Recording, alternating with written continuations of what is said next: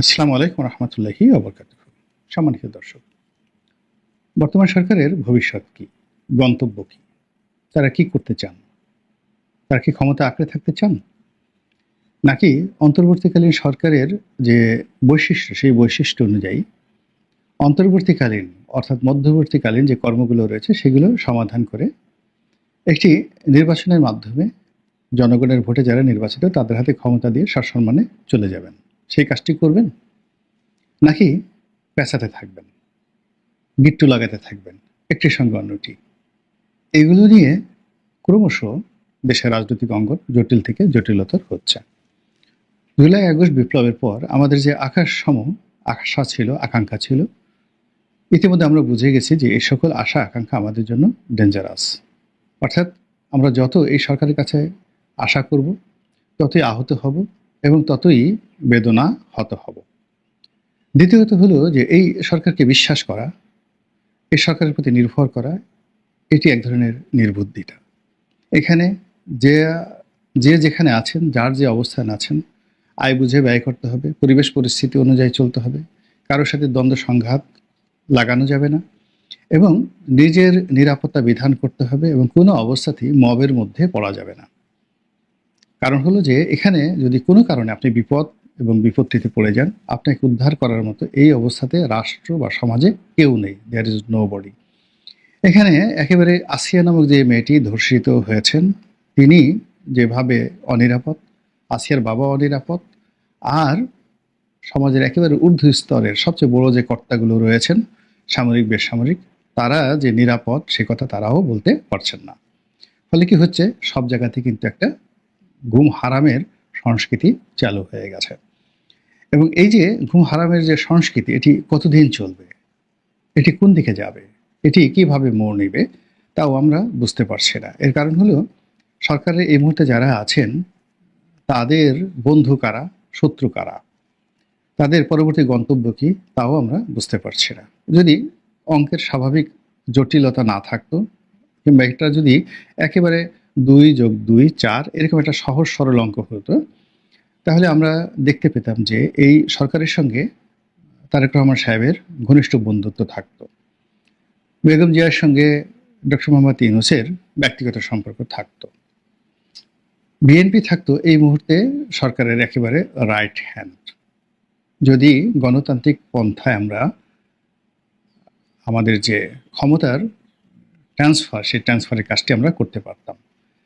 কিন্তু বাস্তবে আমরা যেটা দেখছি যে তারেক রহমান সাহেবের নাম শুনলে সরকারের কর্তা ব্যক্তিদের মুখের যে মানচিত্র, এই মানচিত্র পরিবর্তন হয়ে যায়, তাদের চোয়াল শক্ত হয়ে যায়, তারা হাসতে পারেন না।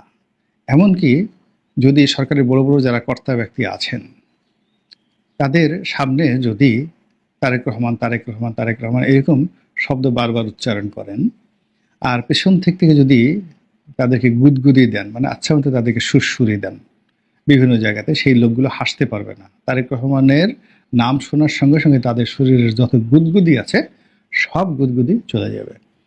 এবং বিএনপির নাম শুনলে অনেকের এত বেশি অ্যালার্জি এবং চুলকানি শুরু হয়ে যায়, যদি ধরেন বিএনপি লিখে তাদের পিঠের উপরে সেটা লাগিয়ে দেন, আর তাদের অন্য অন্য অঙ্গে যদি আপনি সুসরার পাতা আছে না, যেগুলোতে শরীরে ঘষে দিলে খুব চুলকানি হয়, তো শরীরের অন্য অন্য অঙ্গ প্রত্যঙ্গে আপনার স্বাধীনতা রইল, আমি বললাম না কোথায় আপনি চুসরার পাতা লাগাবেন, তো সেই জায়গাতে যদি আপনি চুসরার পাতা সেখানে আচ্ছা মতো ঘষে দেন, আর শরীরের পিঠে একটি অংশে শুধু বিএনপির নামটা লিখে দেন, দেখবেন যে ওই এলাকার, অর্থাৎ যেখানে চুসরার পাতা ঘষে দিয়েছেন সেখানে তাদের চুলকানি হচ্ছে না। তাদের ওই পিঠে যেখানে বিএনপির নাম আপনি লিখে দিয়েছেন ওই জায়গাতে তারা শুধু বারবার চুলকাচ্ছে। তো এই যে বিএনপির সাথে দল হিসেবে অনেকের দূরত্ব এবং ব্যক্তি হিসেবে তারেক রহমানের সঙ্গে অনেকের শত্রুতা। একজন লোক বলছিলেন, মানে দুর্ভাগ্যজনক হলেও সত্যি, একজন লোক বলছিলেন যে তাকে দেখতে ইচ্ছা করে না, দেখলে আমার মন খারাপ হয়ে যায়, মেজাজ গরম হয়ে যায়। দেখলে আমি ব্লুমবার্গের যে তার খুব প্রিয়, মানে ব্লুমবার্গের যে নিউজ পড়াটা, খবর পড়াটা তার খুব প্রিয়। তো তিনি বলছিলেন যে তার যদি কোনো কথা শুনি বা তার চেহারা যদি দেখি আমাকে 1 ঘন্টা ব্লুমবার্গের যে নিউজ এটা পড়তে হয়। তা আপনি বুঝেন যে অ্যালার্জিটা কোন পর্যায়ে চলে গেছে। এখন এটা কাউকে বড় করার জন্য নয়, ছোট করার জন্য নয়। এখন আল্টিমেটলি যার সঙ্গে আমার আ সম্পর্ক হবে, যার হাতে আমি আমার চাবি দেব, আমার ভান্ডারের আ যাকে বলা হয় চাবির গোছা আমি যার হাতে হস্তান্তর করব, তার সঙ্গে আমার এরকম সম্পর্ক থাকবে কেন? এই গেল একটা ঘটনা। দ্বিতীয় যে জিনিসটি হচ্ছে সেটি হলো যে অন্যান্য রাজনৈতিক দল আওয়ামী লীগ তো এখানে অ্যাবান্ডেন্ট, একেবারে অ্যাবান্ডেন্ট। কিন্তু আওয়ামী লীগ থেকে আওয়ামী লীগের সাথে সম্পর্ক ছিল, কিন্তু দেশের রাজনৈতিক ব্যক্তিত্ব এরকম কোনো দল বা ব্যক্তিকেও কিন্তু সরকার কাছে টানতে পারছে না। সেটা জাসদ রব বলেন, জাসদ ইনু বলেন, কিংবা বাসদ বলেন, অথবা কমিউনিস্ট পার্টি বলেন, মূলধারার যে ঐতিহ্যবাহী যে রাজনৈতিক দলগুলো, তাদের সাথেও সরকারের যে সম্পর্ক, সেই সম্পর্কের মধ্যে কোনো ইতিবাচক কোনো কিছু দেখা যাচ্ছে না। তৃতীয়ত, তাদের বন্ধু হিসেবে জামায়াতে ইসলামী বাংলাদেশের যে রমরমা একটা ভাব ছিল, হাল আমলে এসে এটিতেও বেশ ভাটির টান লেগেছে। জামাত সম্পর্কে এখন সরকারের অনেক কর্তা ব্যক্তি বিরূপ মন্তব্য করছেন। জামাত যেভাবে খুব বুক ফুলিয়ে ডক্টর মোহাম্মদ ইউনূসের সঙ্গে দেখা করতে যেতেন, সরকারি দপ্তরগুলোতে যেতেন এবং সাধারণ মানুষ জামাত সম্পর্কে যে ধরনের কথাবার্তা বলতেন, ঠিক জামাত সম্পর্কে ওই যে একটা উচ্চ মার্গের যে ধারণা, ওটা এখন ক্রমশ ভাটির দিকে। এখন উল্টো জামাতের যারা নেতৃবৃন্দ রয়েছেন তাদেরকে নিয়ে খুব গালাগালাল হচ্ছে, তাদেরকে নানা রকম ফেতনা সৃষ্টিকারী ট্যাগ দেওয়া হচ্ছে, তাদেরকে সেই ৭১-এর কর্মকে আবার সামনে নিয়ে আনা হচ্ছে, তাদের সন্ত্রাস, তাদের চাঁদাবাজি, তাদের ব্যক্তিগত জীবন, তাদের নীতি নৈতিকতা, এমনকি তাদের অভ্যাস এবং চরিত্র নিয়ে নানা রকম কটাক্ষ তৈরি করে তাদেরকে সামাজিকভাবে হেয় করার জন্য সর্বোচ্চ চেষ্টা করা হচ্ছে।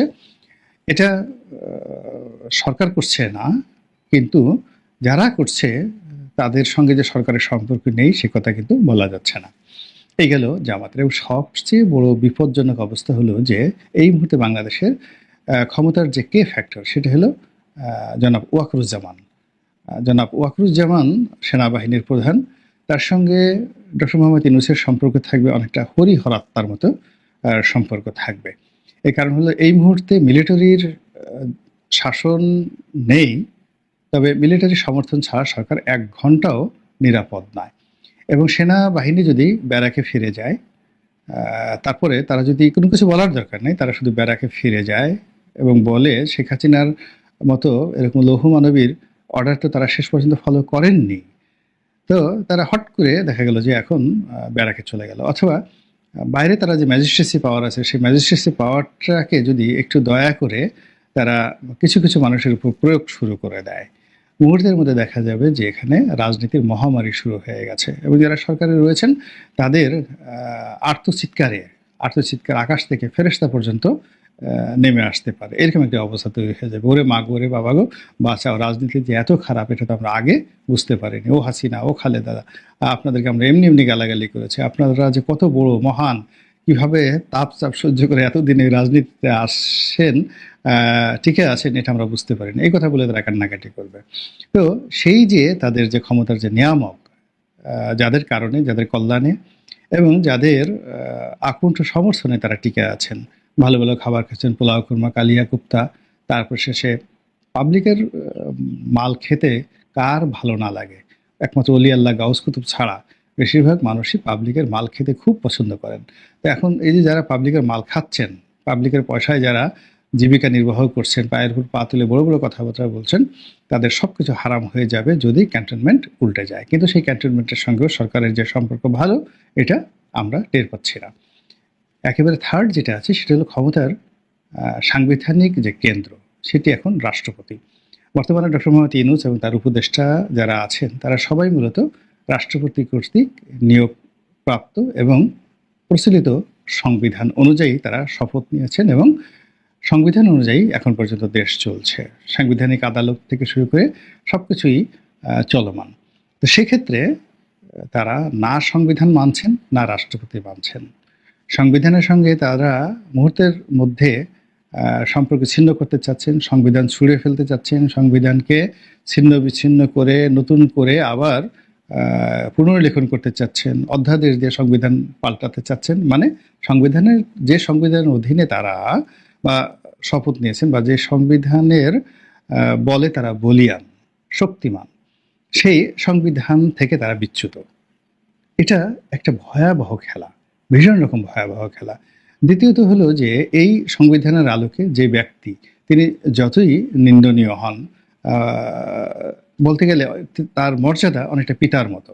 যে পিতা যে পিতার ঔরসে আপনার জন্ম হয়েছে, এখন সেই পিতা চোর হতে পারে, ডাকাত হতে পারে, গুন্ডা হতে পারে, বদমাশ হতে পারে, কিন্তু আপনি কোনো অবস্থাতেই সেই পিতাকে অস্বীকার করতে পারেন না। ইলেন মার্কসের বাবা খুব খারাপ মানুষ, কিন্তু তিনি তার বাবাকে অস্বীকার করতে পারছেন না, এটাই বাস্তবতা। এখন জনাব শাহাবুদ্দিন যিনি রাষ্ট্রপতি রয়েছেন, তাকে কোনো অবস্থাতে অস্বীকার করা যাবে না যতক্ষণ না পর্যন্ত তাকে ওই পদে আপনি রেখেছেন বা তিনি ওই পদে আছেন অথবা আপনি ওই পদে আছেন, ততদিন পর্যন্ত এই সম্পর্কটি হবে সৌহার্দ্যপূর্ণ। কিন্তু এখন সেই সম্পর্কটিও দেখা গেল যে মুখ দেখা দেখি বন্ধ, কথা বলা তো দূরের কথা, মুখ দেখা দেখি বন্ধ। এবং ডক্টর মোহাম্মদ ইউনূস ক্ষমতা লাভের পর তিনি বা তার যারা উপদেষ্টা রয়েছেন শুধু শপথের জন্য বঙ্গভবনে যাওয়া ছাড়া পরবর্তীতে তাদের মধ্যে কোনো প্রেম নিবেদন হয়েছে, ভালোবাসা বিনিময় হয়েছে, ফুল বিনিময় হয়েছে, কিংবা কোনো সামাজিক অনুষ্ঠানে একে অপরের সঙ্গে দেখা সাক্ষাৎ হয়েছে, কুলাকুলি হয়েছে, এরকম কোনো ঘটনা কিন্তু আমরা এখন পর্যন্ত দেখিনি। ফলে কি হলো যে সরকারের ডান বাম, পূর্ব পশ্চিম, উত্তর দক্ষিণ, উপর নিচ যে উইন্ডোগুলো রয়েছে, একটা উইন্ডোর সঙ্গেও তাদের কোনো সংযোগ নেই। সমস্ত উইন্ডোগুলো তারা বন্ধ করে তারা যে আসলে কি করতে চাচ্ছেন এবং তারা যে আসলে কোন অবস্থাতে আছেন, তাদের পরবর্তী গন্তব্য কি, আমি অন্তত টের পাচ্ছি না। আপনারা যদি টের পেয়ে থাকেন তাহলে আমাকে জানাবেন মন্তব্যের ঘরে, আমি সে অনুযায়ী আবার নতুন করে চিন্তা করতে সুযোগ পাবো। মহান আল্লাহ আমাদের সবাইকে হেদায়েত দান করুন এবং হেফাজত করুন। আসসালামু আলাইকুম ওয়া রাহমাতুল্লাহি ওয়া বারাকাতুহু।